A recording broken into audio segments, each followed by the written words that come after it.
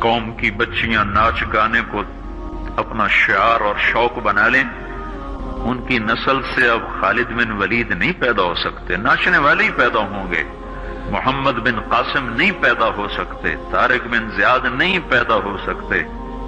مجھے صلاح الدین یاد آیا، میں بہت رویا۔ وہ بھی کسی ماں کا جنا ہی ہوا تھا۔ اس کے زمانے میں کرک، ایک ہمارے پاکستان میں کرک ہے، ایک اردن میں کرک ہے، اونچی پہاڑی پر وہ شہر ہے، بڑا دشوار قلعہ ہے۔ اس پر ایک حکمران تھا عیسائی، اس کا نام تھا ریجنالڈ۔ تو کرک کے قریب سے قافلے گزرتے تھے حج کے، تو اس نے ایک دفعہ حاجیوں کے قافلے پہ حملہ کیا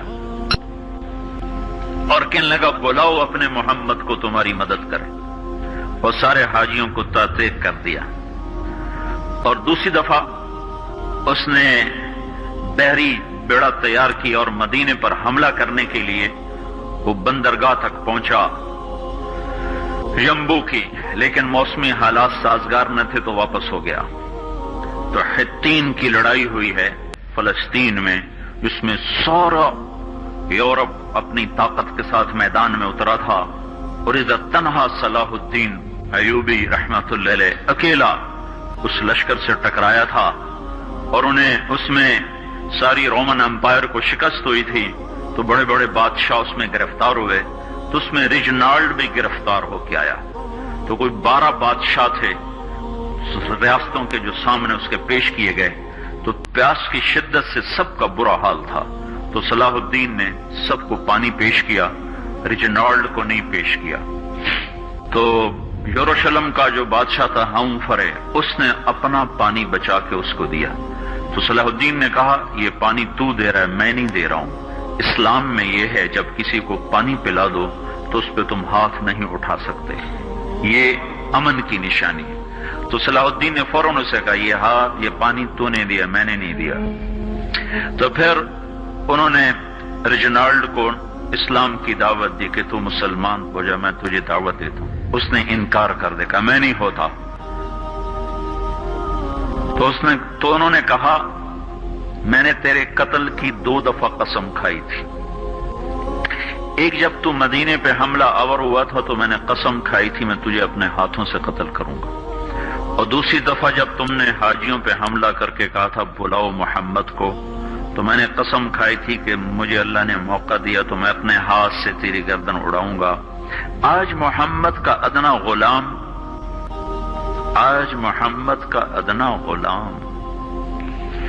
تیری اس بات پر یہ فریضہ ادا کرنے کے لیے آ رہا ہے، اور اپنی تلوار سے اس کی گردن اڑائی، وہ پیچھے لٹک گئی، پوری نہیں اڑی، پیچھے لٹک گئی، خوفناک منظر بن گیا۔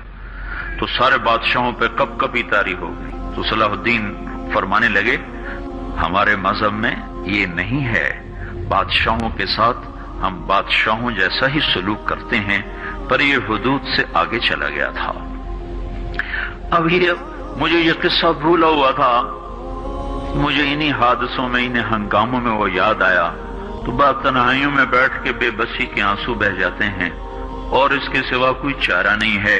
ہماری ساری نسل موسیقی میں ڈوب چکی ہے، جو بدن سرتال پہ تھرکتے ہوں، جو بدن موسیقی کے اوپر ہلتے ہوں، رقص میں آتے ہوں، ان پہ کانٹے ہی اگیں گے، ان پہ صلاح الدین کا پھول نہیں اگ سکتا، ان میں محمد بن قاسم کے پھول نہیں اگ سکتے۔